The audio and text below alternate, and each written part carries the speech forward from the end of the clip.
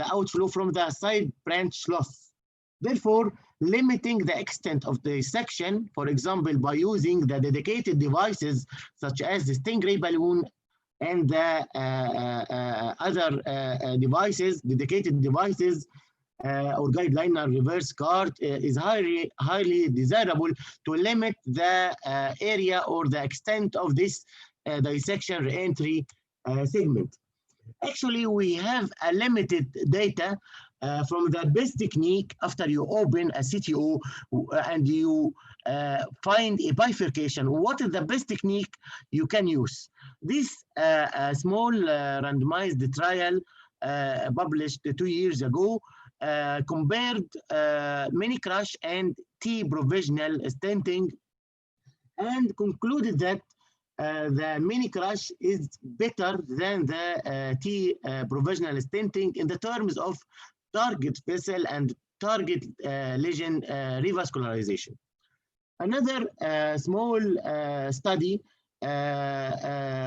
shown the incidence of the bifurcation in CTOs and concluded that it is slightly higher than the continuous or orderly bifurcation lesions. So, stenting over side branch can lead to main branch occlusion. Not only you will lose the side branch, but also the main branch may be occluded after a while, especially in the diseased vessel. So, the use of two-stent technique strategies may be desirable for preserving the side branch and also your main branch, the CTO that you have already opened, where dissections are common, even when true to true lumen guide wire is advanced. There is minor dissection, we may not notice it, so that can cause side branches loss.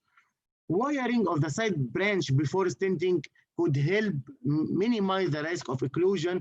We are talking about the main vessel occlusion and could be facilitated by the use of course, dual lumen microcatheter, such as the twin bus and other dual lumen microcatheters.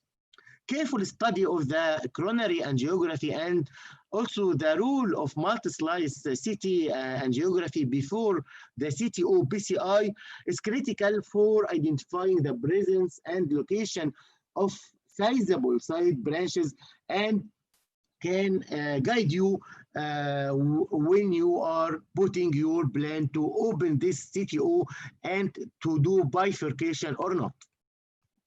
The consequences of such a situation is side branch occlusion.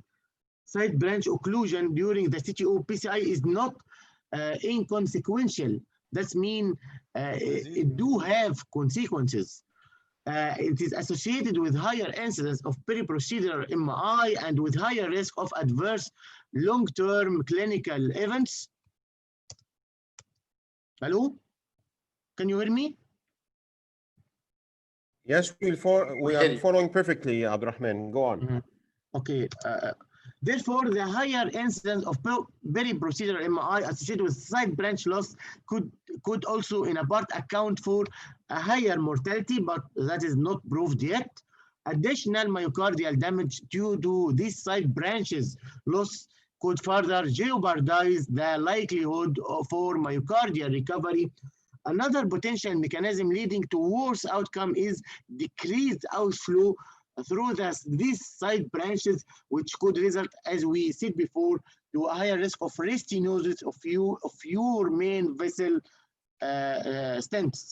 So our conclusions for this very short illustration of this tough topic of literature and evidence-based medicine is that bifurcation lesions in CTO is a frequent finding and maybe account for more than 25 to 30% and more than the continuous or orderly bifurcation lesions.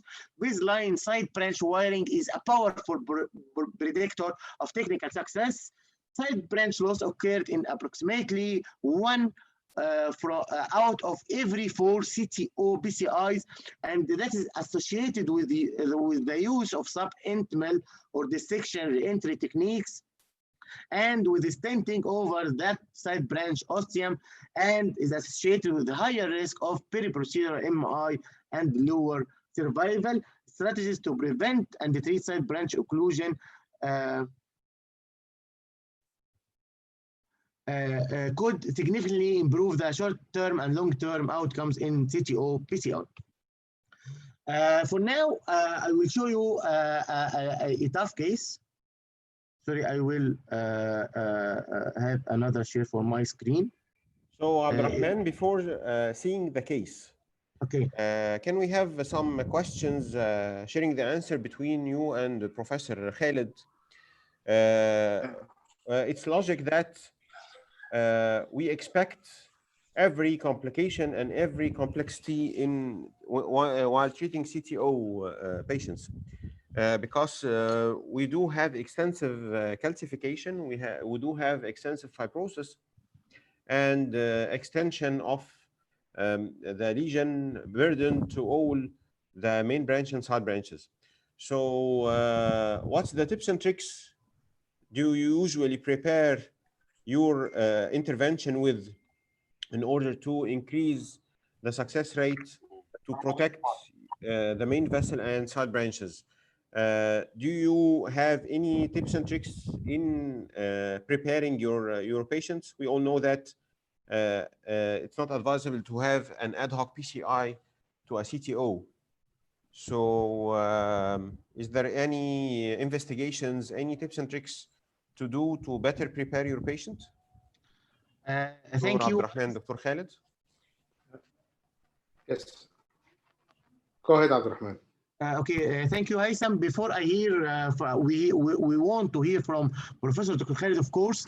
But of course, the very good angiography, as you all know, we have a very special techniques in our coronary angiography for CTO regarding the dual injections, and also the rule of multi-slice CT, and also it is very important is the heart team discussion. I want to hear from Professor Dr. Khalid, of course, and if you can appreciate this case, can you see the angiogram here? I would like to comment before starting your case, Abdurrahman. Okay. Yeah, we have to differentiate before proximal CTO bifurcation or distal after, so pre-CTO or post-CTO bifurcation. So if we have a pre-CTO bifurcation, it means we have a mid-segment LAD, for example, and the proximal, we just see the diagonal with big diagonal branch and the blind stump to LAD. This before bifurcations, and we suspect to have a large diagonal branch, and we may injure this diagonal branch, so and they have to do bifurcation, or I will have the post PCI. I can see by diagonal retrograde diagonal branch coming retrograde post CTO segment, which may limit some of our techniques like ADR. So if you have a big branch, big side branch, so at this level, we have to don't think about EDR or dissection reentry, because we will lose this big diagonal, or we will use this big side branch, whatever side branch we have. So EDR, if we have a sizable side branch, you will lose it. You will not, because you will go subintimal, so you will not gonna have again this side branch. You will lose it, and you have a big MI. And sometimes this area of diagonal or acute marginal or BDA, this area, it's the only viable area to this patient. So patient, he will have a really chest pain and sometimes instability if he has a big, like 2 LAD or big diagonal branch. So we have to limit these techniques like ADR techniques or STAR techniques or any reentry techniques. So we have to be careful of this one. A second thing about having a big bifurcation lesions, when we go retrograde from ipsilaterals. So if we have a diagonal branch who have a very good epicardium channel going to LAD, and we're gonna start to have a retrograde because antegrade, it's not visible. So we have to be very careful to use this ipsilateral side branch, because patient prolonged procedure in this side branch may have a prolonged ischemia, and the patient may crash on the table.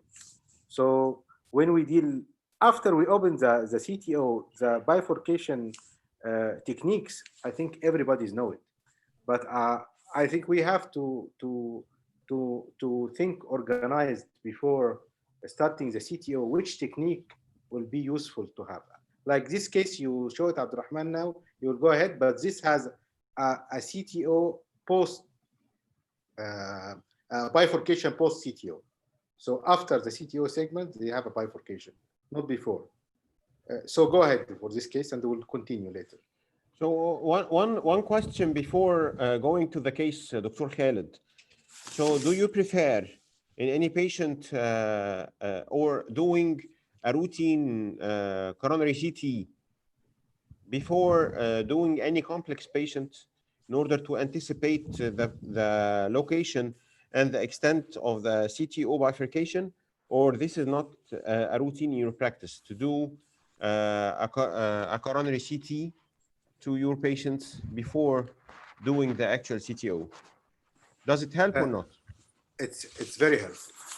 The CT scan before the CTO is very helpful, but you have to make in consideration that radiation dose is high, and the dye is high as well. The contrast media is also high. So if your patient is not obese and he has a young patient and failed before, it's not the first attempt, it's better to do for him a CT scan before starting. So all the patient coming to me with second attempt CTO, I'm doing CT scan. Even the calcium score is very high. So it's very helpful, especially when you have second attempt. But you have to put in consideration just not this patient having expect CT scan a 3 or 4 hours of radiation dose of CTO, what you will do, and before he has a 2 or 3 attempts. So this is a lot of radiation, and you may have end up with some complication of radiation. So whenever possible, it's advisable to do yes. CT coronary before attempt to open a CTO. Yes. Okay, thank you, sir. Go ahead, Abdurrahman. Thank you, Haitham. Thank you, Professor Dr. Khaled. Our case today is a very tough case. As you can appreciate, this angiogram was taken in 2019 October. And after hard team discussion, this case is by default is a surgery case, and the patient was referred for CABG. We have a CTO LED and a CTO RCA, and also he's a multi-vessel disease as he has an ostial high OM. I will show you the clinical data of the patient.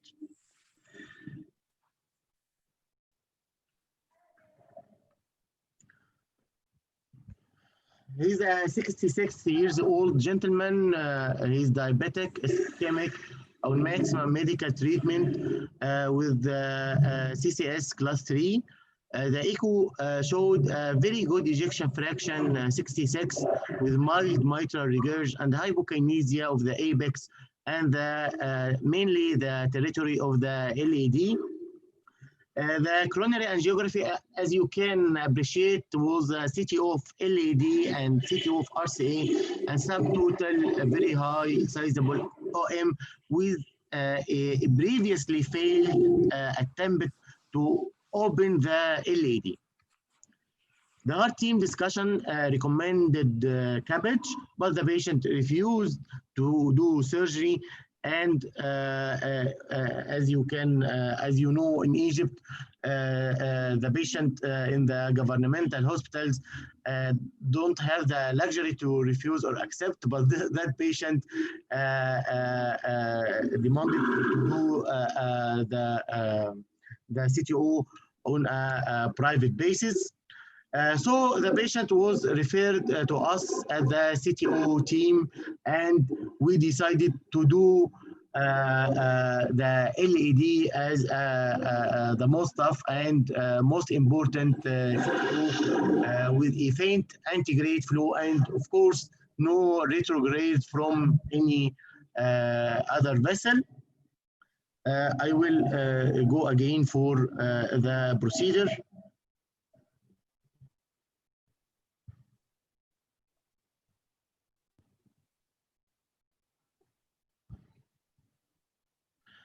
Two months later, we do this patient.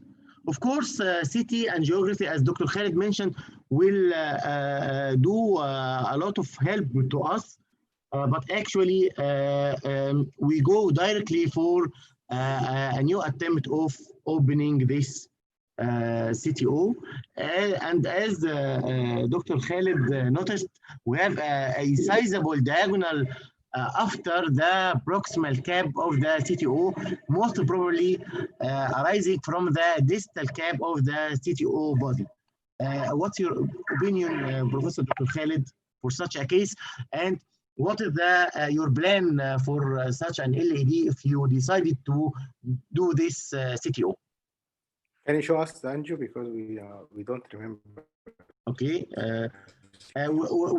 Here we have done another angiography using we put two catheters, the one on the left and one on the right, but of course, as we don't have, sorry.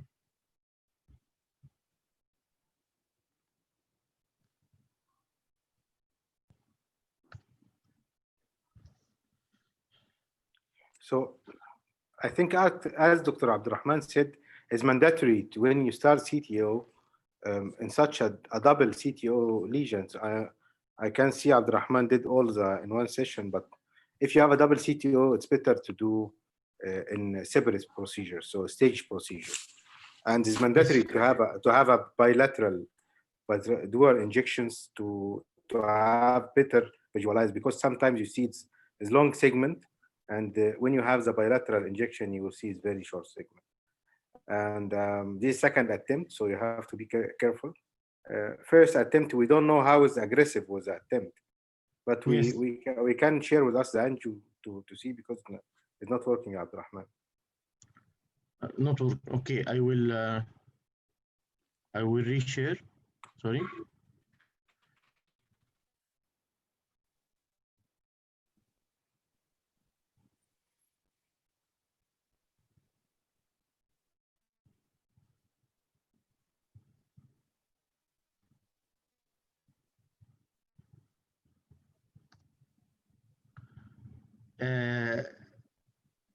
Is it clear for now, Dr. Khalid, or not?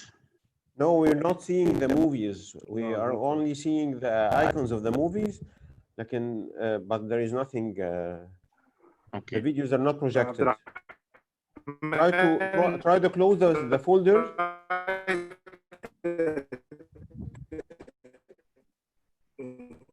Try to go to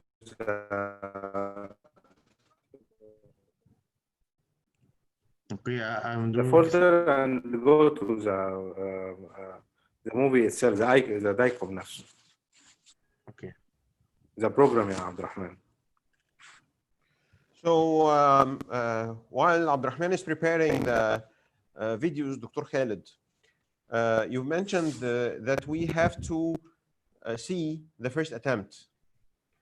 So if the first attempt was an anti-grade, which I think will preserve better the side branch than the retrograde approach. So if it's not mandatory, Haitham. Yeah, okay. If you have to take care. First of all, that's first attempt maybe is not that aggressive. So not a CTO operators who starting with very soft wires and finish in 30 minutes or 20 minutes. So this not count as a big attempt. Other one, he has been attempted with a very aggressive balloon dissections, and then you have to wait for at least 1 month. And sometimes the proximal cap is very hard to go antegrade. The dissection was big. So, and this was done by CTO operators who's try hardly, or even by yourself. You tried hardly before in antegrade, and you try to again second time, and it's impossible to go again antegrade. So you have to start retrograde. So I hear Abdurrahman, I don't know what you will start here, Abdurrahman. You will start with. My question is that the presence of bifurcation do not mandate that we try integrate first before jumping to the retrograde. It's not one of the elements that derive us to the technique antegrade or retrograde. No, in fact, if you have a proximal bifurcation lesion, CTO, and you don't have a facility to go retrograde, you can use a IVAS guiding CTO if you have a sizable side branch. Okay, thank you. But it's nothing to be done with the retrograde. Okay. Sorry, Dr. Khalid, you have a question, I think, for me regarding this case? Yeah, which kind? So first, I'm sure you said that all the myocardium is viable with good ejection fraction, so it's useless to do any viability because it's all is viable, and the patient is young. So why you try to start with the LAD, not RCA? So what? It's just a question, matter of question. Always I have been asked why you start, which vessel you start first. Of course, after that patient was referred for us for opening, and the patient insists to refuse the cabbage, we should try first to open the LED, because if we had failed, the only option will be the cabbage. The LED is more important, and he is the key who will lead us regarding the revascularization with BCI or with cabbage. So it was logic to begin with the LED again, although the failed attempt was also trying, or the operator tried also to open the LED. We do a dual injection, as you can appreciate here, but we don't get any benefit from that dual injection, because we have a CTO also RCA from the contralateral side. So we decided to do an antegrade trial, antegrade escalation technique, and to remove this useless RCA guiding catheter. Abdurrahman, do you mind if I interrupt you? Of course, please. Because this is educational session, so of course we are here. I will follow your nice case. I'm sure you did very well, but I'm just put some tips and tricks during your procedure while you are talking. So okay. First of all, when we try to do a dual injection, I know a lot of people, they are afraid of this, what I will say now, but you have to put two guiding, and you have to have a good backup support guiding in the RCA with a wire to support this guiding. In order, if you have injury to this wire, to this artery, this is an injury in donor artery, you will fix it. But when you have a big size guiding, you can have a good injection. Non-selective injection with a small diagnostic catheter sometimes, and movement of the angiographically, sometimes you will not concentrate, and you will not have a good visualization,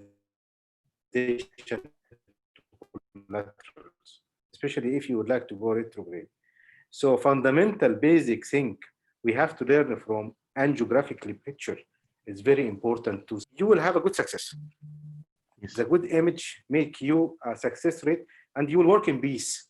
If you have a good image, you will know where you go, how is the patient it is, and don't go with put the guiding outside or the guiding in the right coronary artery or the left main, who has an osteal disease, and all the time you are afraid with the damping pressure. So putting the wire, and it's cost you one wire more, but it will make your life easy. So that's one. Yes, thank you, dear Dr. Khalid. Of course, I totally agree with you. The dual injection have many tips and tricks, and we are lucky to have you as an international CTO expert, and we wish to have you in a detailed or a very good designed CTO program, online program, to can learn all the tips and tricks of the whole world of the CTO. Back to this case, we use an XP for the to cannulate the left main and introduce or start with a workhorse wire, BMW, and then not to injury the left main or the proximal LED, and not to disfigure or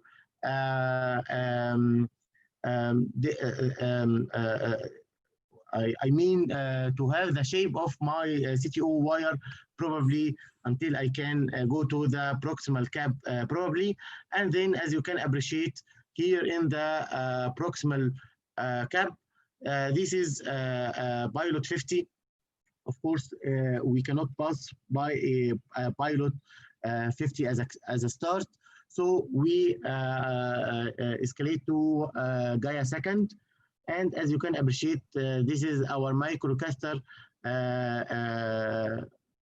stopping probably at the proximal cap, and we have a bend and a bifurcation here. And as you can appreciate, it is a very big and sizable diagonal. Then the Gaia second and Gaia third couldn't pass the proximal cap.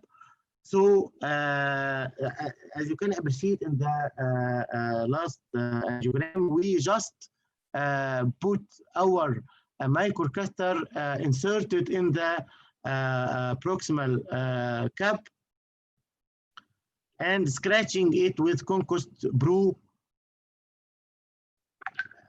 What's your opinion, Dr. Khalid, using the concussed brew in this bend with a bifurcation?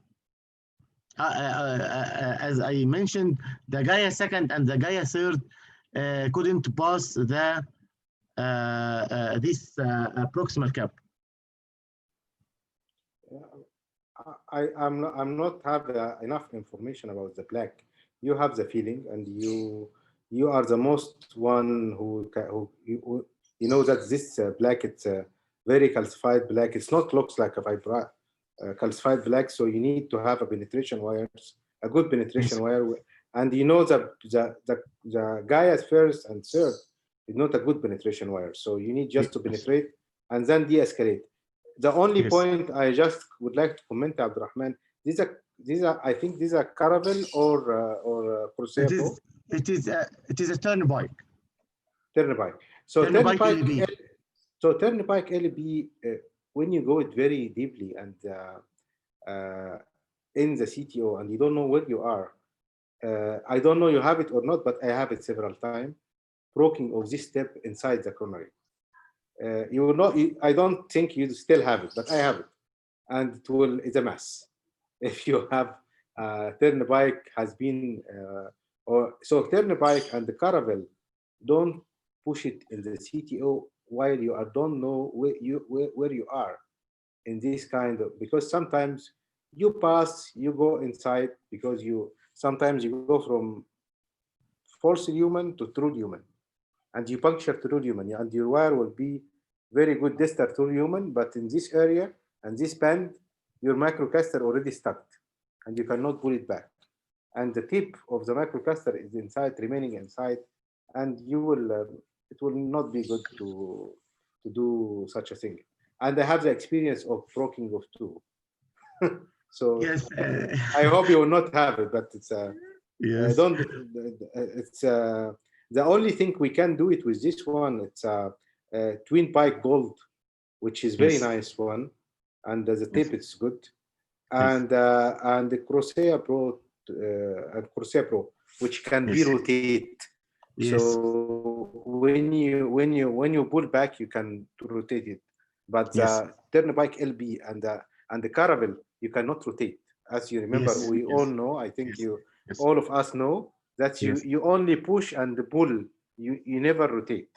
Yes. And if you rotate with a calcified lesion, because I think this lesion is a fibrocalcific plaque, and sometimes it's stuck inside. And when you just pull it like this one, Yes. you would lose it inside, and this will be Yes. mess. Yes. I'm sorry for interrupting, but No. Of course, we are here. We are here to listen from you, Dr. Khalid. Every tip and trick you mention is very precious in the CTO experience. Thank you. Please continue to tell us all that tips and tricks.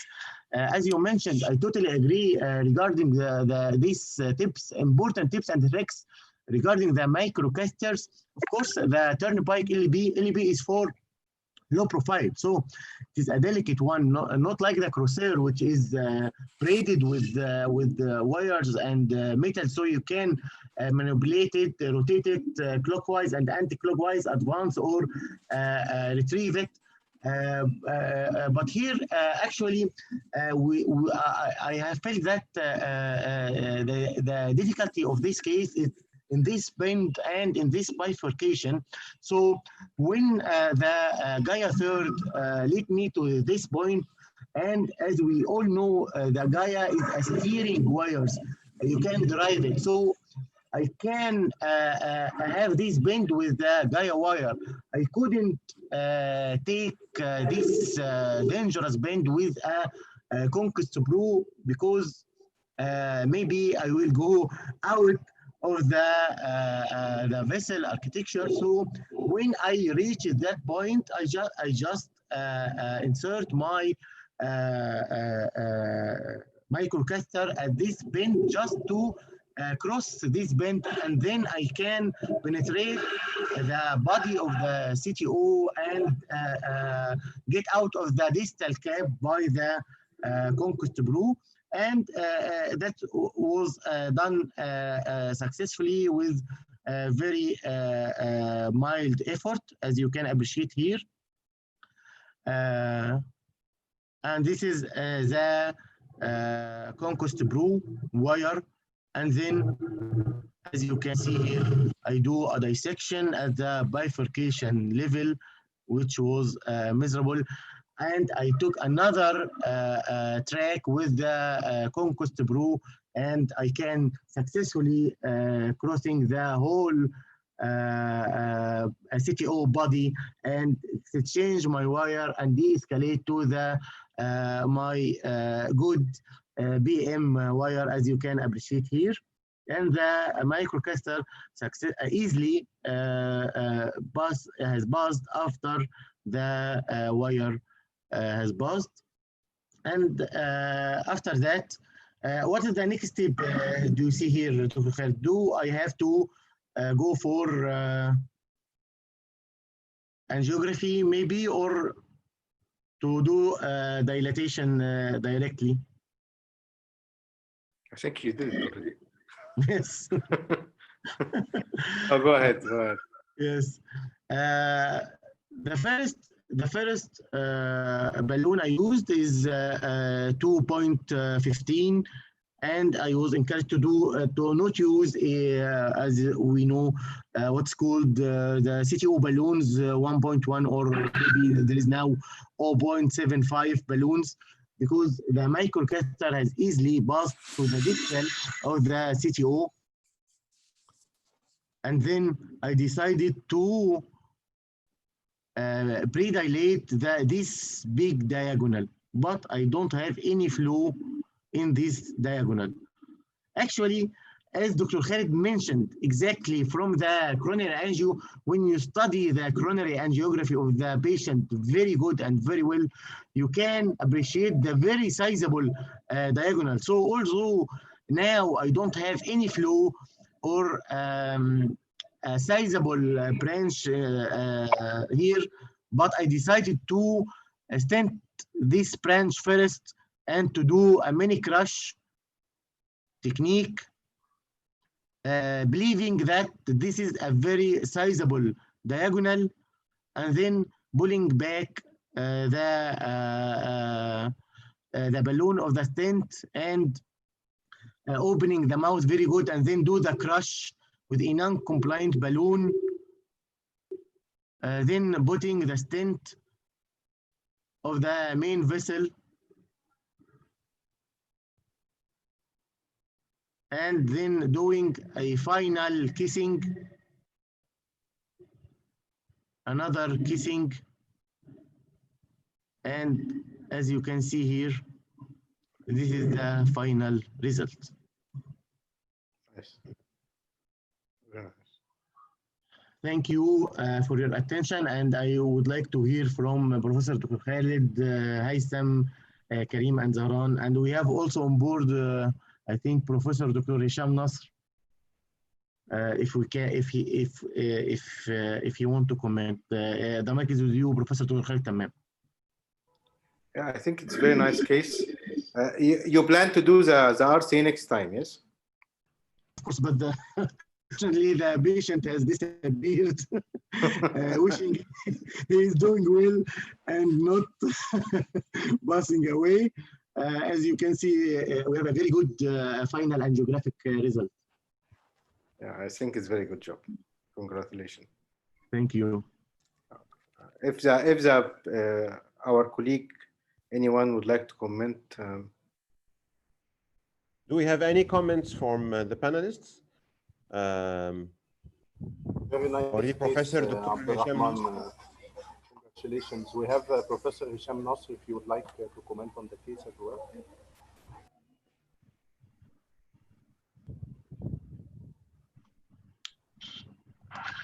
So, if not, can we go to my next case? Yes, please. Please do. Khalid, you may start sharing your screen. Okay, thank you very much. I think it's easier than Abdurrahman case. Let's see the.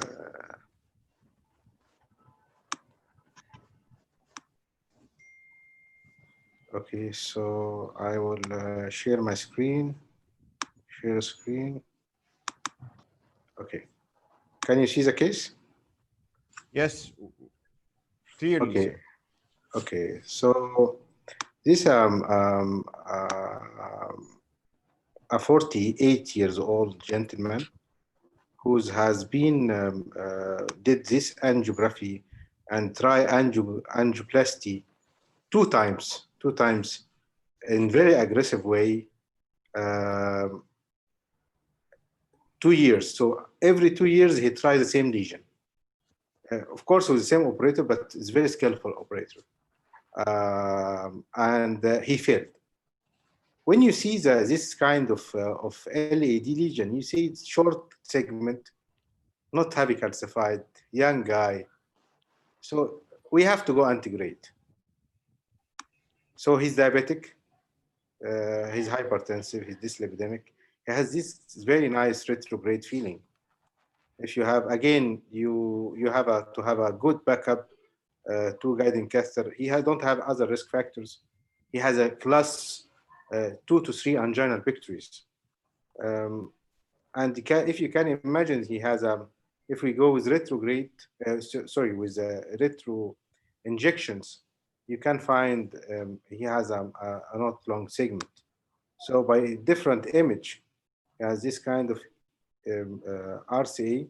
I try just to focus in collaterals. And if you can see here, you see that's a huge LAD lesion. And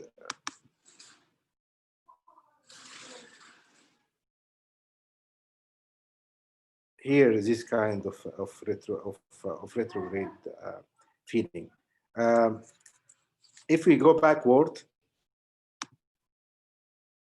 I think I was tell to the previous operator with we was working together, me and him, and he said for me, please don't try to go anti-grid because I try with all the wire before, it's not working.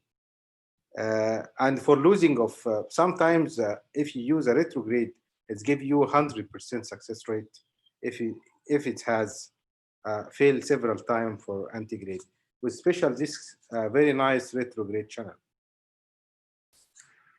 So I'm decide with my colleague to go retrograde, and I believe this have a very good retrograde microchannel to the LAD, very good septals.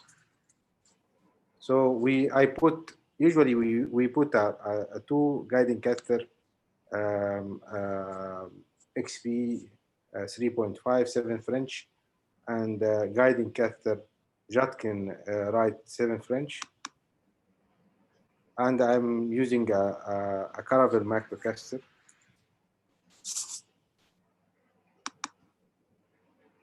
And I try to select and do hand injection to have this very nice septal channel, which is going to the,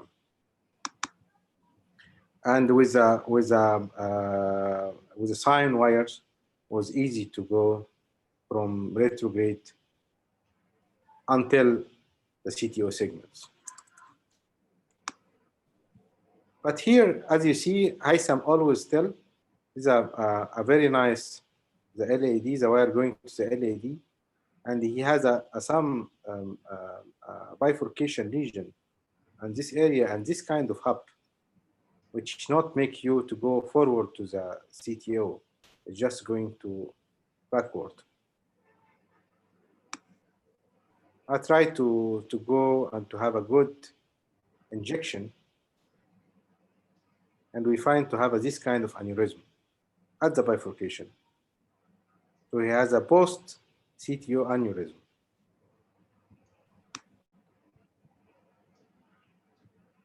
I try with all kind of wire to penetrate retrograde penetrations, but you can see this kind of aneurysm. It never, and with this side branch, is a diagonal branch, it never cannot be penetrating this segment. You can see it? Yes, Dr. Khalid, may I ask it's you? Clear. Yes, please. To have learn every tip and trick in the collateral channels. I think this is CC type 2 maybe, and you have busted with which wire? Sine wire. Always I'm using for retrograde as 3 wires. Yes. Sine. Yes. And if his sine is not pass, I go to sine black. Yes. And if I have a very coarse through or very loops wires, especially a very loops epicardium channel or septal channel, very looping. Yes. So I'm going with CO3, SO3. Yes. So which is not available in Cairo, but I think it's yes, available. it is not available. Yes. So, but always the sine and sine black is doing the job. Yes, it's the best. Both of them, it's very soft to collaterals and not damage the collaterals. Okay. So here, as I tell you, sorry, Dr. Khalid, but we will ask you every tip and trick. No, you go ahead. The best microcaster in retrograde you prefer? It depends. Again, I'm using the old microcaster, yes. But to give you support, it's now they have a new Caravel, and Rca Pro, it's one of the best microcaster. Again, the vascular sections, they have also microcaster like LP. Yes, turnpike. To work with. Yes. Yeah, but I'm used to have always with a Rca Pro and Caravel. But again, you have to know that Caravel has this kind of push, you cannot rotate. So if you have a very noxious septal channel, You cannot rotate, otherwise it would stuck inside septals. Yes. And you cannot take it out. Yes. So it's better to have a Crocea Pro. It's much better. They have now a new version of Crocea Pro, which is close to Caravelle, and it can be rotate, characteristic like Caravelle, low profile, and is rotate. So they have the both characteristic. So here, as I tell you, it's I'm trying. Retrograde wire cannot penetrate at all. So I switch again to anti-grade. So anti-grade, we try to have a kissing wire techniques, but as you believe, when you rotate the, your tube, you see you are outside. It here looks inside, but you are in outside completely. So this, you see how is this big diagonal? This is a LED, and there's other diagonal branch, but your wire is always outside. So that's why my colleague, he has been filled anti-grade easily, because you have this kind of bifurcations. And always bifurcation make you this kind of difficulty, especially if you have a distal. So you have this kind of loop, and you don't know where is the curvature of you are. Very easy to go outside. So on this with the Gaia and then Confianza Pro, I cannot penetrate. And retro is mandatory. If you don't, even you don't pass with retro, but your wire is guiding where you are, because otherwise you don't see. Yeah? So here, again, you are totally outside. I'm inject only from retro. So I'm inject from the microcaster to see where I am and to save the contrast. I have an impression that this septal artery that you're using for the retrograde is actually inside the body of the CTO. It's not distal. And that's why the wire is always, you can imagine half of the body of the CTO, but the other half is outside our imagination. It can be like this, as you mentioned, but I think, no, it's after the CTO segment. But because of they has a post stenotic aneurysm or post CTO aneurysm, it's make your wire cannot be controlled and to be penetration. Also here you see how is I try to have this band to direct the wire to the CTO, and I try to go false to false and then to do reverse cart, but again I could not. My wire from retrograde, it's going somewhere out.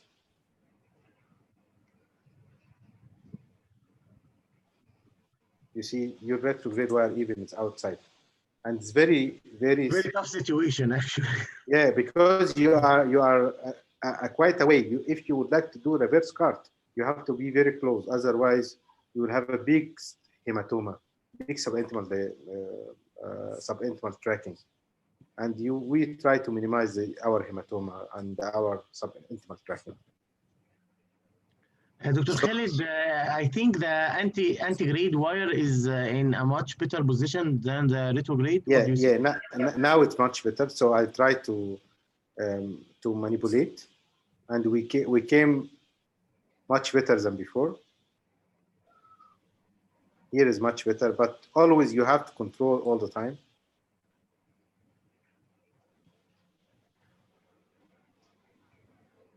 So you're still outside. You see, it's much better, but it's outside. That's why he failed last time. So here is much better. We try with Confianza Pro 12. I try here to make a try for reverse cart. That's not working, but it's make more for me some place to go. I'm quite away here. So 3 wires in place to try to go to the true human using kissing wire techniques. And finally here, somewhere much better.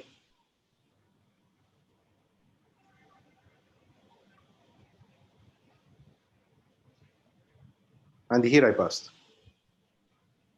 So finally, with the parallel wire techniques, I pass to the tool human using one Confianza Pro 12 and one Gaia Cert. And here I pass retrograde, antigrade. And you can't believe that it's already passed here.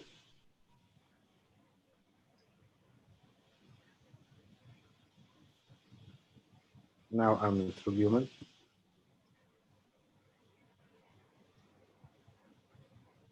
Yeah, but you know, I'm in true human, but because this is Confianza, so it's not have a good image. So as you see here, the retrograde is disappear at all. So, but I'm just trying to not have, because I'm playing a lot with a retrograde microchannel, so I was afraid to have a perforations from these manipulations. So the septal is okay. No, so I have a deep injection. So I'm the true human distal LAD. And very important, mandatory here, if you have this kind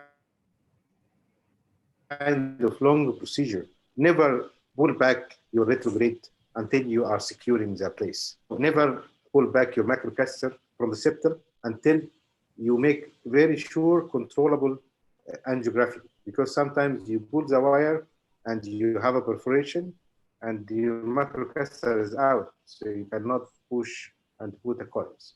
So in this place, we have to make a control angio. Antigrade is okay, but you have to be careful about your donor artery. You don't pull until you are secure the antigrade, and then you make, you see, I don't pull the retrograde at all until I finish. Just for security. Even I stent. So I stented. We have the artery. The artery is diffuse disease. I little bit pulling back. I check my septals. Septal is okay. So it's fine. I just ballooning. I don't want to put a lot of stent in this very long LAD. I believe this was negative remodeling. We have just a distal to this previous stent, one stent. And then here post-land rotations, that's easy. And then the final image. I believe this LAD will improve in the future.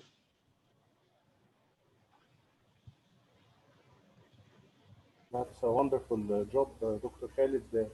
As we usually learn a lot from your experience in the CTOs, I would like to ask you for something, because maybe a couple of weeks ago, I was also faced by an Austrian LAD CTO, which was a little bit also ambiguous thumb and was previously failed also, but only once, not twice. We did a multi-slice CT for the patient before intervention. I think it helped us a little bit in planning where is the stump and planning the diagram of the CTO body and everything. So I would like to ask you, where is the CT in the algorithm of Professor Khalid Tammam in performing the CTOs? Where would you prefer to make a CT scan first? Yeah, we have to make difference between seeing a stump by CT scan. CT scan can never see the stump, and always the CT can show you where is the CT cannot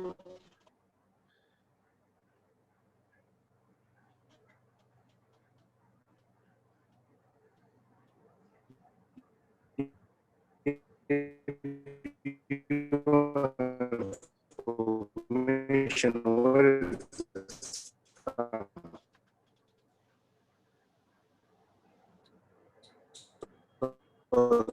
helping of the stump. It's helping of distal. What's this inside?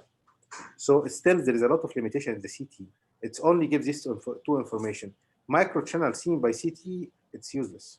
Never seen a microchannel by CT, to our knowledge until now. I maybe in the future it will be improving, but you cannot see the microchannel by CT scan. But again, it gives us a lot of information about the calcium, the lens, how is the calcium, and how you will economically, again, if you have a very proximal cap, you will not go with the soft fires and start to the escalation from further XTRs and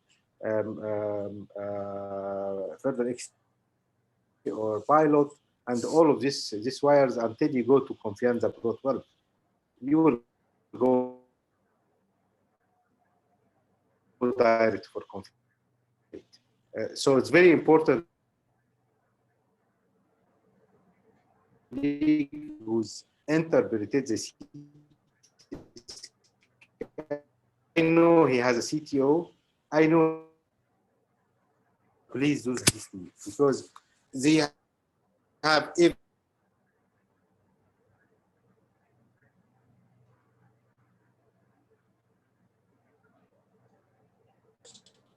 But normal patient, please do the CT even they have a calcium. I know they have a calcium. I know CTO only.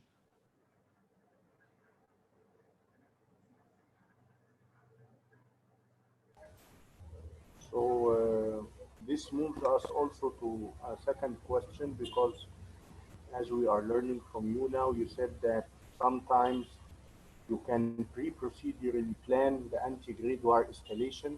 You don't need to go with the algorithm of using the fielder family first, and then the Gaia 1, 2, 3, and then Confianza, and then Confianza Pro, and then Confianza Pro 12. So sometimes, because also we have been meeting this in our practice in Egypt to reduce the cost, sometimes we choose the first wire, let's say a Gaia second wire, and it succeeds to pass. We don't need to use the fielder or the fielder XT or so on. So is this what we are doing? Is this has a rationale, or this is just for economic reasons? I mean, there is a scientific background for this or not?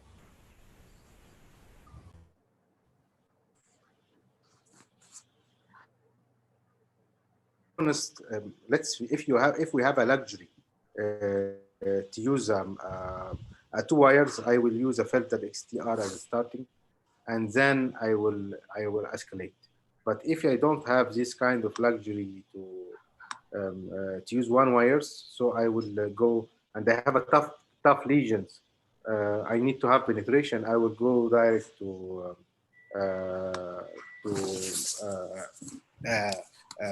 penetration wire, Hornet, Gaia, whatever we have.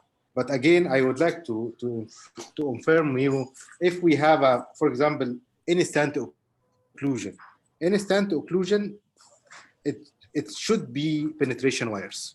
Yes. You cannot start with any filter XTR or filter families or any soft wires like a pilot or like this kind of wires. So you have to go to penetration wire directly.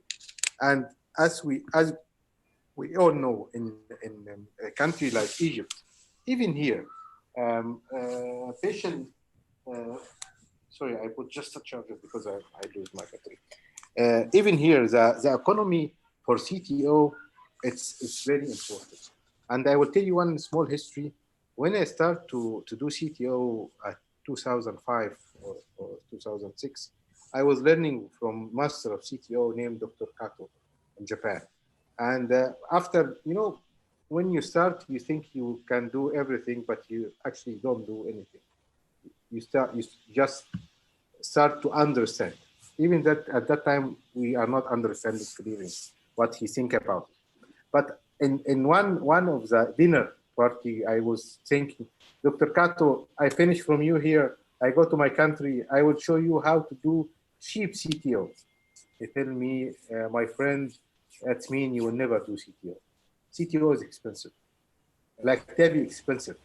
So you cannot do TAVI in very cheap using valve. it cannot be using balloon in TAVI. You know, TAVI is a very expensive procedure, and it will be expensive procedure because it's high end, and CTO is the same. Technology improving and let us, our success rate is high, but still it's expensive procedure. So you have to put this in your mind. Don't try to compensate your practice because of the cost to the patients, and you end up to have a catastrophe, like using the reuse the microcaster for several times. It's make you in risk to lose this microcaster inside the patient. And broken microcatheters. Yeah, this because of yes, this. of reusing the wires. Yes. The wire sometimes you don't pass with a field with a confianza or Gaia, and very simple. You use a new Gaia, you pass. It passes. Yes, that's right. That's Okay. So we have some questions from the YouTube. And let us escalate the questions as we are escalating the wires. The first question is about the basic views and how to interpret our views when we are using a dual injection. What's the best views? Let's take the LAD diagonal bifurcation as an example to better interpret the fields that we are in with our wires. So, Professor Khaled, as we are learning from you, you are our mentor. Can we have your own tips and tricks in these views? Yes, thank you very much. This is very important views. So never depend about one views, especially REO caudal, like we say in Egypt, 40-40. So these are the most crazy view make you subintimal. So these very bad views. Epicranial views, REO views, it's make you fake subintimal tracking. So you have to have a different to go to LAO. LAO cranial always give you perpendicular to your wires. Like if you go like RCA, you do straight LAO, and then you are believing, or lateral views, you are believing you are inside the artery. But if you go to opposite to REO, you are outside. So always you have to have a opposite views. So if you start with epicranial, REO cranial, you have to have immediately before to advance your wire 2 millimeters or 3 millimeters, you have to go to other views like LAO cranials. And you will see that you are outside, or of course with dual injections. And always you have to go again to caudal views. Sometimes if you go by retrograde, you have to take caudal views as well. So cranial views is important to have AB caudal if you start, because all of us, if you do LAD, you have to go LAO cranial, REO cranial, 40-40, 30-30, or straight epicranial view. And always you are believing you are inside, but actually you pass the wire, you pass the microcaster, and no reflow. And you see that your wire is near to the apex, but no reflow, because your wire is outside, it's not inside. And sometimes you end up with big hematoma. So you have to control all the time by angio. Thank you, sir. The next question is about the consideration of the importance of the side branch in CTO. So when you decide to sacrifice the side branch or not to bother yourself in doing a bifurcation in the side branch, is it like the conventional bifurcation, considering the size of the side branch and the area supplied with the side branch, or there is other considerations in CTO that you decide with it to sacrifice the side branch and to maintain the main branch patency? So if there is any difference between the conventional bifurcation PCI and the CTO PCI? I think it's about the side of the branch, number one, it's side of the branch. Number two, the age of the patients. So if the patient has a less than 60 years old or 65, 66, 70, but he's very active, so this side branch is very important for him. And this area is always viable because usually when you are dealing with a side branch in the CTO, if it's a big side branch and he has a good collateral, you close this collaterals and you will close this branch for him. So if it's over, the patient has a limited mobilities, he will not need this big of side branch, and the side branch is less than 1.5, a small side branch with a small area. I forget about it because I will not lose a lot of, until you open the CTO, especially if it's tough, you will use a lot of material, a lot of contrast, and sometimes it's useless to deal with this one. It depends about the case. Really, it's sometimes you have a big side branch, a proximal side branch, like big diagonal. So you need to sacrifice, you need to do it, you need to, usually I don't do a bifurcations stenting if the patient less than, the side branch less than 3. If it's less than 3, now I'm increasing the using a CTO as a drug-eluting balloon in these branches. And the result is very good because we all know the in-stent occlusion, even with the drug-eluting stent, is higher than doing with the type A lesions. So because sometimes you put your stent in subintimal tracking, so it's doing two pathology at the same time. You do many metals in CTO, you increase the rate of in-stent restenosis and the rate of re-occlusion to put the two drug-eluting stent, mini crash or clot techniques in very small arteries, who sometimes you don't know how is this would end up by stent occlusion or re-occlusion, restenosis. So try to minimize as much as you can the metal inside the CTO segment. Okay, thank you, sir. Jumping to the another question is, would you give us a very small tips or a classification of how to manipulate different kinds of microcatheters? Which one is suitable for every situation in the CTO intervention? Just a quick classification of the microcatheters and the dark use of every one of them. So first of all, I don't have any conflict of interest with any microcatheter. So I'm not promoting any microcatheter to others. So I will tell you the practical use of microcatheter when you go antegrade. When you go antegrade, you have to have a good, stable microcatheter you work with.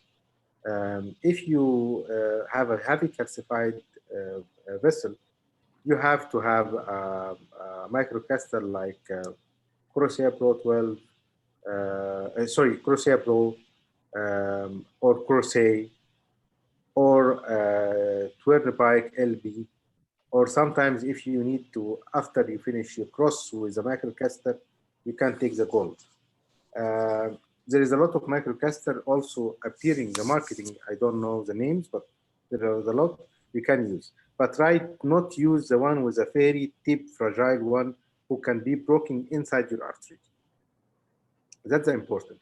The second thing, try to know that the microcatheter has some size of microcatheter like a Rca. It cannot go with 6 French and trapping at the same time. So if you go with 6 French and you have a Rca and you have a Rca, not Pro, but Rca, you cannot go and trapping with 2.5 balloon. It will stuck inside. It cannot go together. So it remaining, you buzz the wire and you cannot take the microcatheter back, and you try to do it with a dock. You don't have dock in your cath labs.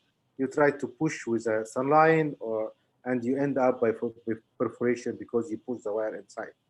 So try to know that if you use a microcatheter like Rca or like Caravel, you have to have a 7 French. Otherwise, you have to have trap liner to using in 6 French, but with the 7 French, it's more easier. Or you will make trapping with a 0.20 balloon. With 20 balloon, you can trap good and without dealing. But if you have a fine cross microcaster, which can go easy by 6 French, that's easy. The fine cross is very good microcaster, and also fine crosses can be easy to put the coil through the so they can use it when you have perforation to pass the coil from this fine cross. But the problem with fine cross is not stable. Always, if you open your when you're working with guiding and you open your Y connectors, it's slippery outside, so it's not stable. A microcaster, you can use it in very soft CTO, but it well known. It's a good one. Try to know also your size of the patient, because sometimes the patient is very tall and you use a microcaster 1.67. So it's, if you have a 2 microcaster, it's good for you to have it in your cath lab and masterize. Find one from Rca Pro or Caravelle and one fine cross, and try to use it, learn it.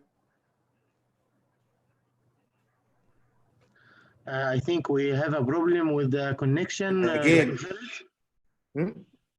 Yes, we Go ahead, Dr. Khaled. Yes. Okay.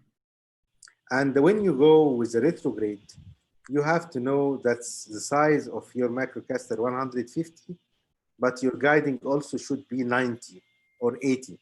Not go with 100, 110, because all the guiding in Egypt is 110. You end up, you pass very good retrograde, but your microcaster is finished in the middle of the septals. Or if you go to with epicardium, so you have to shorten your guiding less than 80 centimeters. 90 is okay, but less than 80. And you have to know that your length of guiding catheter is very important to know. So these are very small tips and tricks. I know all of you know it, but sometimes you forget. So that's important to be doing this CTO weekly, to let your nurse, your staff know and remind you, because you sometimes you are busy and you are not remember and you lose your material. Actually, Dr. Khaled, today is a very exceptional day to have you. I think there is endless questions for you from the YouTube. It's our honor to have you, of course, today. And if you don't have any, we will continue. Actually, I would like to thank you for this marvelous case, very tough case. Personally, I have a lot of questions, but I will not ask for now. I think Dr. Hisham Nasser is with us now, and I think he have a question. If you hear us, Dr. Hisham, please, the mic is with you. Okay, I think he's not with us. Dr. Hisham is saying... I'm here now. Can you hear me? Yes, we can Yes, hear you, please, Dr. Hisham. Hello, Dr. Tamam. Assalamu alaikum. Dear colleagues, I have a short question. With Corsair, with your experience in Corsair, Dr. Tamam, I sometimes, for me, I have some difficulty in management of clockwise rotation during introduction of the Corsair in the lesion. Do you have, according to your history with Corsair, a problem with not doing a proper rotation of the Corsair during introduction? And what will happen if you didn't reverse this rotation while pulling out the Corsair catheter? Very good question, Dr. Hisham. So that's why now they are doing with the Corsair Pro, which has a much good rotations and a good profile. So, but again, if you suspect to have a very tough lesions, I don't know, you was in the area, I know you are bigger than me. So in the era of turnus, before we start to use turnus, we are learning troubleshooting of the material we use. And one of the very important to know before to start the CTO, the troubleshooting, how to deal if the crocea or the microcatheter broken inside your. So when you have the crocea like this one, if you see my hand, and you rotate contra-clockwise and you push, contra-clockwise and push, contra-clockwise and push. You try, when you have a 60 rotations and going, you have to have a 60 rotation back. Sometimes with this 60 rotation going is not go because you don't have a good backup support.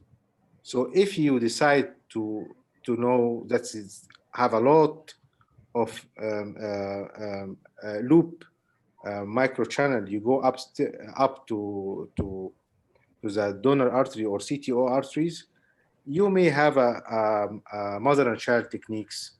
You have a guide liner, trip liners, guidezilla, telescope microcatheter, who can allow this microcatheter can go there. So if it's not working, you can anchoring. Put another wire in the side branch and anchoring your microcatheter. It's me anchoring your side branch and anchoring your guiding. So it can go and give you support. Again, if it's not, and your wire already passed retrograde, you can anchoring your wires. When you anchoring your wires, the wire, for example, you are passing from RCA to the LAD through the through the septal or epicardium, and your wire already in the proximal LAD, but the microcatheter cannot pass because tortuous and the loop, a small one, and you cannot pass. So you can anchoring, you can pass another wire in the LAD near this wire in the proximal before passing to the retrograde, but you make sure that your wire is already in the true human retrograde wires.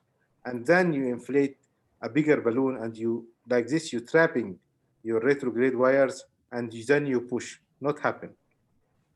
You try to pull it gently, the crochet as you rotate, as I tell you, different type. If you rotate anti-clockwise, so contra-clockwise with the same numbers, anti-contra, and very soft moving, and then you pull it, you trapping, you pull out, and you try to use with a Crocea Pro or Caravel if it's not pass, or Fine Cross. If it's not pass all of them, you get a 1-0 balloon and you dilate in 2 atmosphere. 1-0 balloon, 2 atmosphere, not more than 2. 2 atmosphere, 2 atmosphere, 2 atmosphere. Then you dilate the septals and you check it very slowly. You don't have a perforation. Or I advise not check. You just dilate without checking. You check after you finish, because checking sometimes gives the perforations. So you don't check. You dilate with 2-0 balloon because your wire are already there, and then you try to push your microcatheter again, a new one, and then it will pass. That's the last step. And it will work, but sometimes it's stuck. And when you stuck because of your tough manipulations. Don't deal with the collaterals, because the collateral is very soft arteries, and it's very easy to be broken, and you end your life, the life of the patients, because of some tough manipulations. Okay, I know we've exhausted you with our questions, but we have a last question from the YouTube, is how to choose the size of the balloon in the reverse card technique. It's again about the arteries. It's gradually. Sometimes we use a 4-0 balloon, but usually we are using a soft balloon. Like if you have the artery of 3-0, we use a 2.5 balloon, and the important to use a soft wires for retrograde. So you use sometime pilot, but you use a Felder XTR. You're using a Sign Black. To just, when you deflate the balloon, you have to make from subintimal to intimal with the soft wires. So sometimes you go with a small balloon is not going, and you don't go. You IVUS it, and you see this artery is 4-0 by IVUS, as the proximal artery, and you're still in the false lumen. So you go with the 3.5 because you are all in the false track, and the 3.0 or 3.5, while you have a 4.5 artery, that's the only one you use. So you go to gradually from 2.5. Sometimes if the artery is very small, you need just 2.0 balloon. So it depends about the size of the arteries. And I strongly recommend all the time to use IVUS, because it's not good to do all this kind of manipulations, and you don't have IVUS, and you are not have training in IVUS to do the retrograde. I'm not believe that you open 100 wires, 4, 5, 7 balloons, and you don't have IVUS caster, and you say, oh, it's cost effective. I know European people, they don't do it, but they are past this kind of actually, Dr. Khalid, for me, I have, as I told you, many questions. But for this point, this is a debatable point. The last question, in another words, is it, do we use one-to-one balloon or a small balloon? Actually, I have seen many expert operators like you, of course, as you mentioned, using large balloon, which means one-to-one balloon. So if I have a proximal RCA and I do it retrograde from the LED, when I do a reverse cart, I will use a balloon to dilate the subintimal space. 3.5 if the proximal RCA is 3.5. Abdurrahman, sometimes half a millimeter less. Half a millimeter, yes, 1 millimeter less. No, but yes, but sometimes this can be price of perforations, and if you have this kind of perforations, so it may end your work very easy, and you just penetrate, and then you will have a big perforation and a big hematoma. No, very big perforation, and sometimes it's very miserable. Sorry, I'm say miserable, but it's very ugly perforation near the aorta, if especially it's the ostial lesions, or if you go by circumflex, it's close the left main, and sometimes make a severe aortic regurgitation and hematoma. Patient going mandatory surgery, or if it's not crashing the table, and we see this kind of complication a lot by retrograde. That's why when you see the progress registry in the US, because they are going very aggressive, you will see that the mortality and the complication of retrograde is very high. Yes. And when you go to comparing with Japanese, when they are don't looking for the material and they going step by step wise, you will see the retrograde success rate is very high, and they are mentioning that they have 100% when they go retrograde success rate. So again, if you would like to learn properly CTO, you open a lot of material. It will not be much to use a 2.5 and then 3.0. No, yes. Okay, thank you so much, Dr. Khalid. The discussion with you will never end, and we will never benefit less from your experience. So I will invite my dear colleague and friend, Dr. Muhammad Zahran, to share with us his case, and we are eager to hear your comments and the comments of Professor Hisham about his case. So please go ahead, Muhammad. Muhammad is the president of the CME working group and a dear friend and colleague. Thank you so much, Haitham Abdurrahman, Kareem, Ahmed Saeed, Professor Khalid Tamim, and Professor Hisham Nasr. I'm very honored to have you on board tonight, and promise this is not going to be the last time. It's only the first time. So let's see this case. This was a 52 years old gentleman. He's working as an engineer and living in Cairo. He was hypertensive for 9 years on beta blockers, diuretics, and ACE inhibitors. and he has been smoking for the past 27 years, and he's a past history of successful resolution of viral hepatitis C 1 year ago. His cardiac history started 3 years ago by attacks of chest pain on exertion that was kept on medical treatment in the form of aspirin, statins, long-acting nitrates, plus his antihypertensive medications. His symptoms were not fully controlled on medical treatment, and 6 months before I saw him, he performed a coronary angio that stated that he had a long CTO segment of the LED for a trial of PCI in a properly equipped center.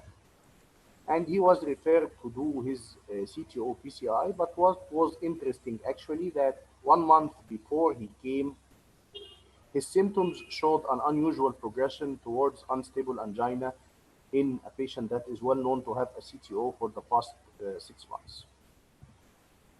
His investigation showed that T-wave inversion in the chest leads, and his echocardiography showed an ejection fraction of 48% with hypokinesia of the mid and basal anterior wall and the whole lateral wall, with preserved left ventricular dimensions and mild mitral regurgitations. He had a radioisotope scan previously done 3 months ago before I saw him. It shows a large reversible perfusion defect in the anterior wall and the septum and the lateral wall, representing 17% of his left ventricle.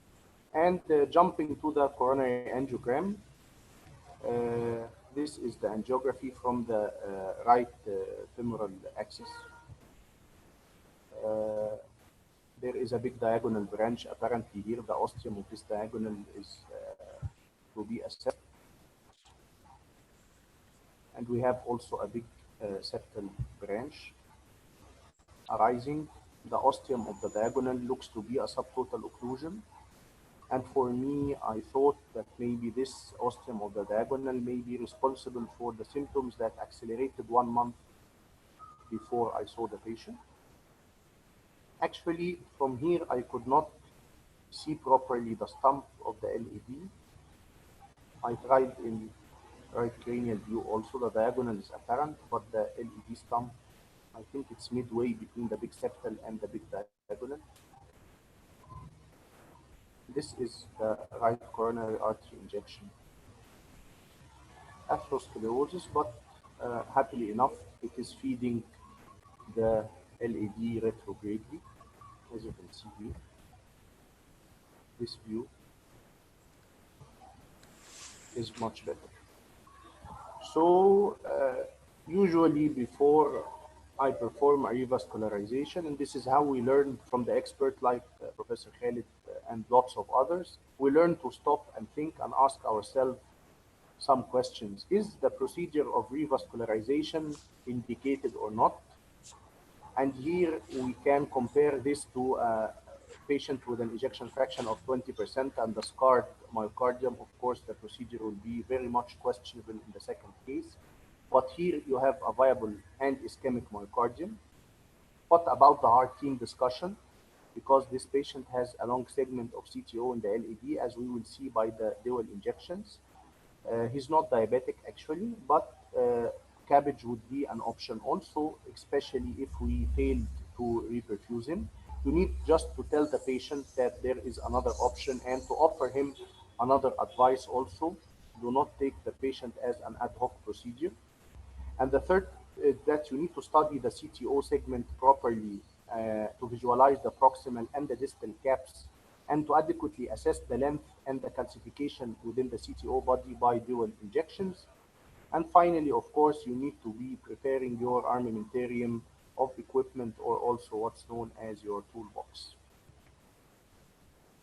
So here I'm performing dual injections. I have a bifemoral puncture with a 7 French guiding in the left system and a diagnostic 6 French catheter in the right system.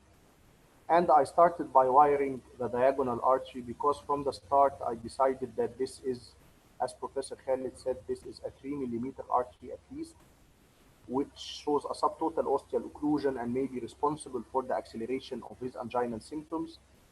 So it needs to be protected, and if we succeed to open the CTO, we will need to revascularize this patient as a 2-stent technique. I like to take this view. And maybe I will stop a little bit after this view to ask Professor Khalid about his assessment of this CTO case and what would be his plan to manage. So please, Professor Khalid, you have the mic. Thank you, Muhammad. It's a very nice case. I think this is a very nice case for IVAS guiding. So it's IVAS puncturing this case. It's a nice one, but again we need to see another view, maybe LAO cranial views if you have with the same one to just separate the septal from the diagonal. Yes. Yes. So do you have another views? I think I will show it later. This one maybe. The left cranial, no problem. We can see it from here also. As Professor Khalid said, this is the left cranial view. I give just a retrograde injection because I don't like to inject anti-gradely while I'm working. This is the left cranial view. So what would you think, Professor Khalid, for planning this case? So as you mentioned, it's very good to protect the diagonal. It's 3 millimeter diagonal, and he has an osteal lesion. To my point, I will start again antigrade, but I will dilate this diagonal before starting just to work in peace without a very small balloon, just dilate because it's subtotals. And sometimes, again, it's advisable if you have a proximal lesion to the CTO, and you will gonna to put a 2 microcaster or 1 microcaster sometime over the wire balloon, you will close the big side branch distal to the artery, and the patient start to have ischemia even before you start the CTO. So it's better to dilate balloon dilatations to proximal lesion before the CTO. That's always make you work in peace without patients start to agonize or have a ECG changing or damping of the blood pressure before starting your procedure. So if sometimes I was there, the side branch also will modify the atheroma and make it easier to access. No, don't make modify, because sometimes dissect and make your life itself. So it's just a small balloon give you just easy work without big one-to-one balloon, just a small one. Yeah, go ahead. So just for some technical reasons, we need to know the JCTO score, which has 5 points: the blunt and the tapered end, the calcification, the bending and the occlusion length, and the retry lesion. And you need to calculate a 0 or 1 point for each one of them. And finally, you calculate your JCTO score.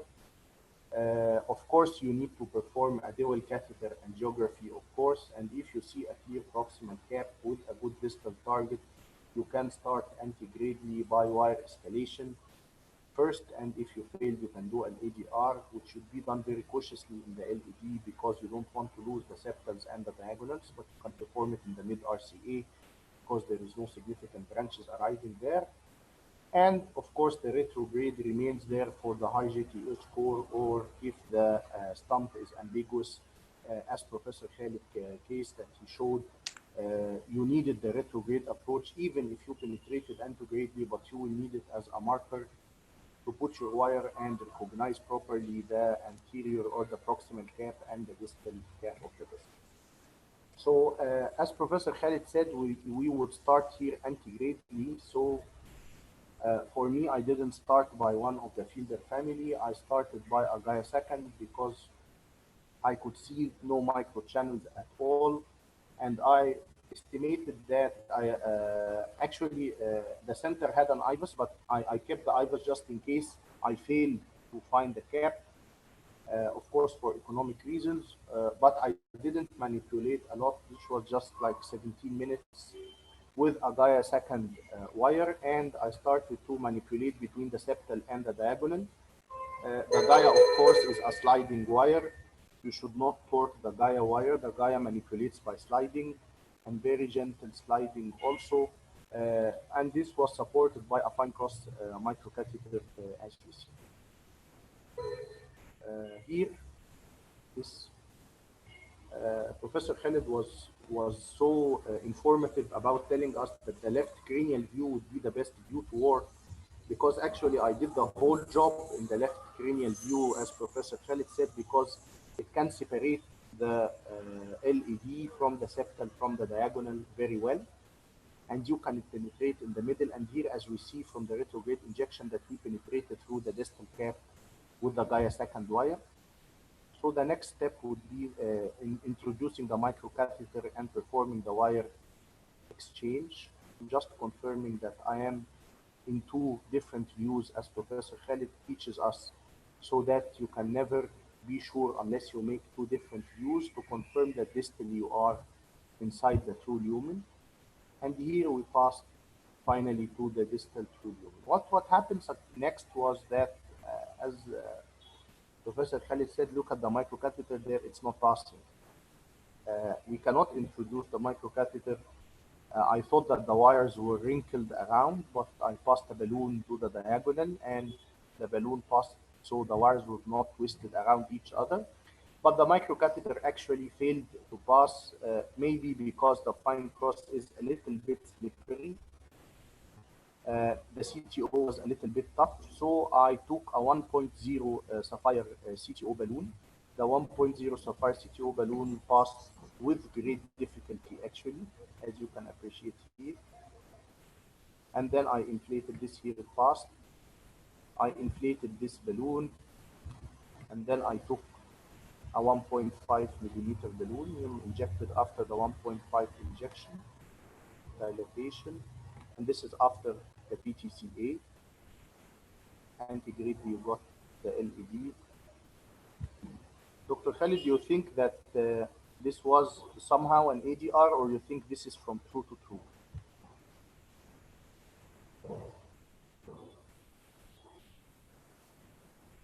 Professor Khalid, are you hearing me?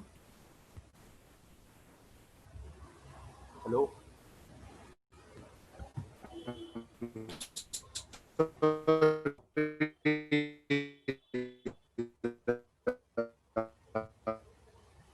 I think the connection, Professor. I think Dr. Khalid is a little bit. The connection is a little bit glitchy, no I problem. So I will continue the presentation. So after My humble opinion, dear Zahran, in this was a true to true from the start. yes, I think so, because I see all the circles also are preserved. So I did a pre-dilatation to the side branch now safely. The next slide here. And I decided to perform a mini crush technique. So to not forget this series of webinars is about bifurcation. So I put, yes, Professor Khalid, but your voice is glitching so much. I think the internet connection is a little bit slow. So I put 2.75 drug-eluting stent with a 3.5 balloon in the LED. The drug stent, of course, 3.0 multiplied by 18 to the diagonal, and the 3.5 multiplied by 15 non-compliant to the LED. The steps of the mini crush, of course. Dr. Khalid, you are back. Hello, do you hear me? Yes, of course, I hear you, dear Dr. Khalid. We were asking you, sir, about what do you think here that we did a true, false, true, or this was a true to true presentation?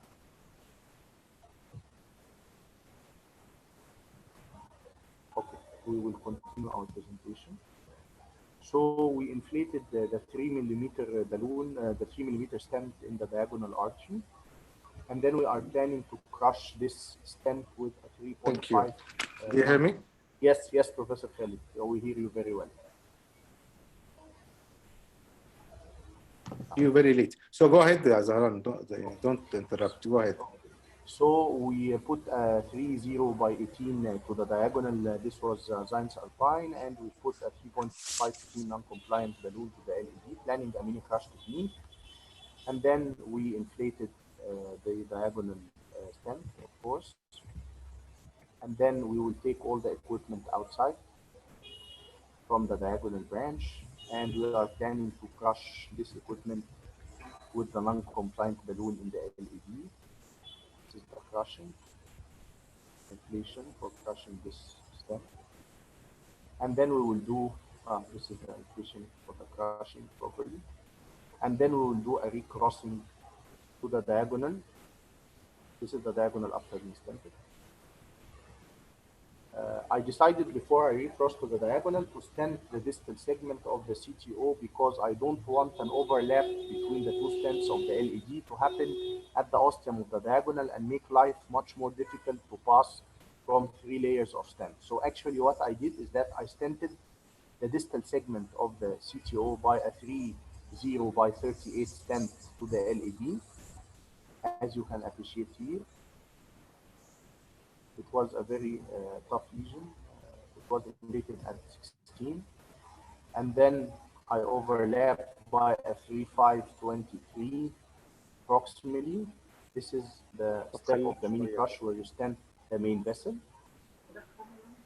And then after that, you do the post dilatation for the overlap with the non-compliant 3.518 balloon.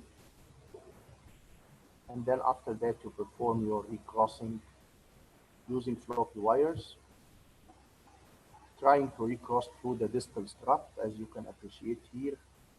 So when you do the kiss, the stent in the side branch is adequately scaffolding the ostium. And as you can appreciate in the cranial view here, that we finally pass through the distal strut.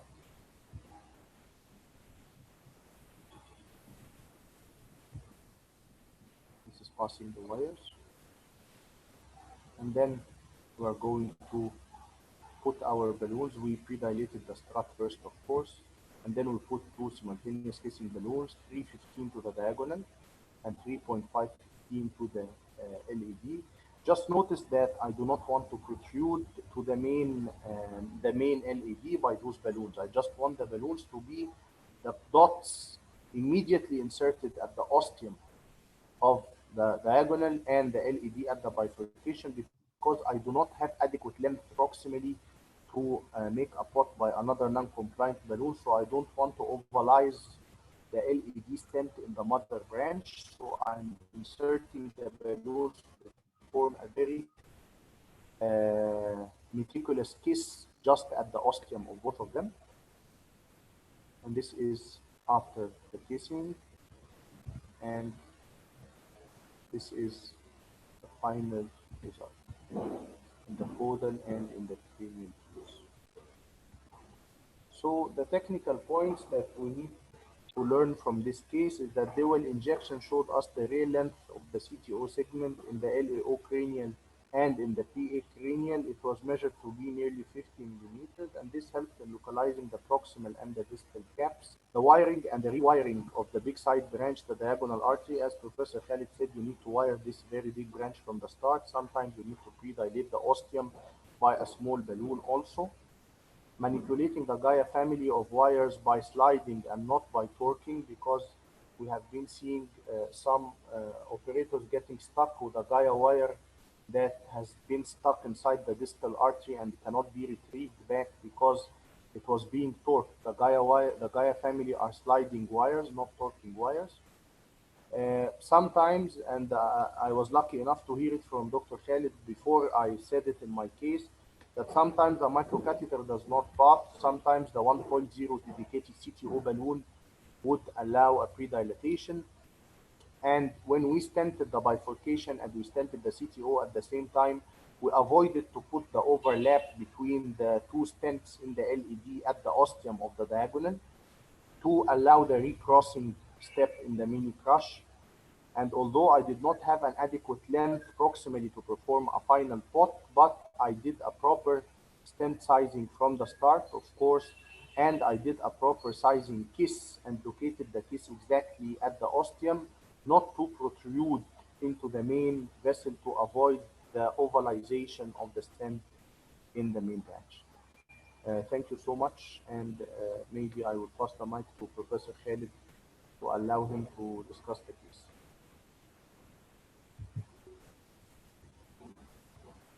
Okay, Haitham, you have the mic until Professor Khalid is back. Thank you, Zahran. It was a lovely case with a lot of difficulties, interpretation, and of course, this was a marvelous end result. One simple question. I know it was a bold step from you to keep the Gaia wire while stenting the side branch. Did you fear from the presence of a dissection flap that you do not realize or interpret?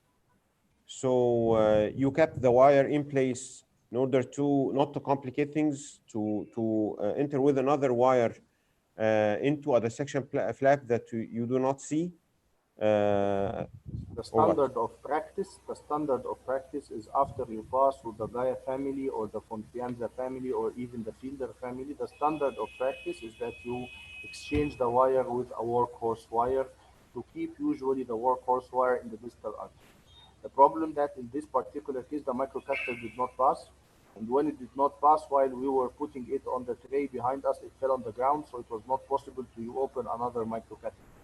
So we had to continue without this. For me, sometimes if I'm very adequate that I'm inside the true lumen and dilated by a very big balloon, I would pass another BMW wire beside the Gaia and I would withdraw the Gaia. But what if I have a very small dissection in the mid or the distal segment and then I push this dissection distally, then I lost a very precious LED. So the standard of practice is to exchange the wire by a workhorse wire. This is the standard of practice. Okay, Dr. Khalid. Professor Khalid, you can hear us? Yes, yes. Yes, sir. Would you like to give us any highlights about the case? No, I think you well done the case. The case has been perfectly done. I think the comment of Haitham is that when we pass, even the visualizations with the Gaia wire is not good. So you cannot see the properly sized, and sometimes the artery is plastic. So you cannot see well the artery, so it's better to move it. But we are believe that you have been stuck with the microcatheter. Again, and usually CTO lesions, the tough CTO never pass the microcatheter. So never try with a microcatheter in CTO. If it's pass, it's okay. If it's not pass, do balloon and put the CTO again. I know a lot of operators, until they pass the wire, they are very tired. They don't want to continue to make the more 2 steps, 3 steps more. So they want to finish balloon and do everything the same wires. But Haitham, what he mentioned is very valid. Put a small balloon, dilate, then put your microcatheter, it will pass, and then put your workhorse wire. Yes. This is one step more. Sometimes we are tired, we say, okay, let's finish. We need to finish this case. We put, but usually the quality, it will be less. And usually, even with the big operators, you leave a small wire like any hydrophilic wire, further XTR, Pilot 50, even the one wire we have been using in Egypt, very popular, like BT2MS or the other wire, like this before, and everybody leave it in the epics, and it's you can see the patients come later with every make without seeing, yes, and you leave it in very big distal arteries. So never put hydrophilic wires in. You never know where it's going. So better to go with workhorse wire. So I'm very agree with Haitham. That is one more step, but because we are in learning session, we have to mention this to our colleague. Thank you so much, Mr. Khalid. Dr. Haitham, do you have any other questions before we finalize this session? No, I think we've learned a lot from this session. A lot of tips and tricks, a lot of steps and a lot of organization of our work and our thinking before even touching the patient. And I will leave the final wrap up for my friend, Dr. Abdurrahman Gamal.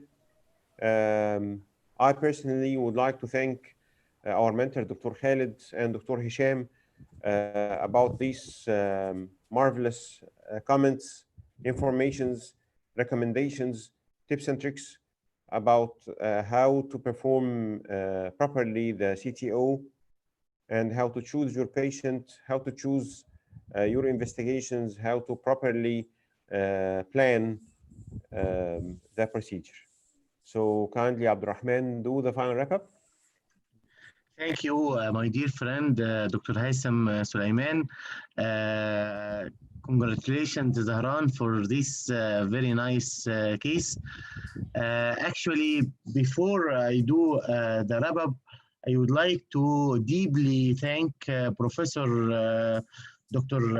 Khalid Tamam for this world class webinar. Dr. Khalid, our dear international CTO expert. Dr. Khalid, we'd like to thank you very much. Today was a very exceptional webinar in our course, the Bifurcation Campus.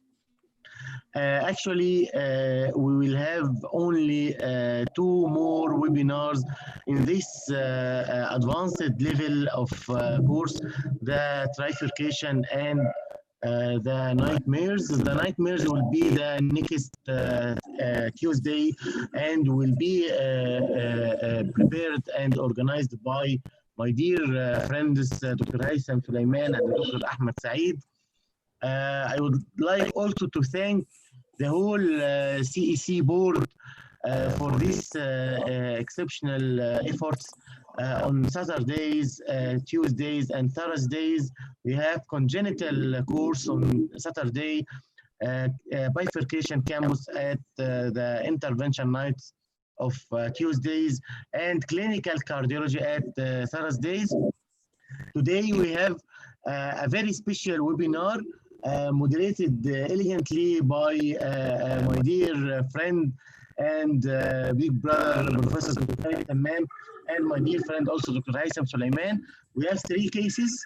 The first case was a small presentation about the bifurcation in CTOs, then followed by a marvelous case, retrograde case, done by our dear professor and expert, Dr. Khalid Tamam, the assistant professor of interventional cardiology and the CTO expert, of course. Thank you, Professor Khalid. Then followed by a very nice case by our dear friend, Professor Dr. Muhammad Zahran, Associate Professor of Cardiology at Ain Shams. I would like to thank you all, dear professors, colleagues, and fellows on the YouTube who followed us today. I'm sure we will have a very, very more and more questions for you, Dr. Khalid, and we want you to promise us for another elegant webinar in the field of CTO. Please tell us a few words before we will end this elegant session. Thank you, Dr. Abdulrahman, Dr. Haitham,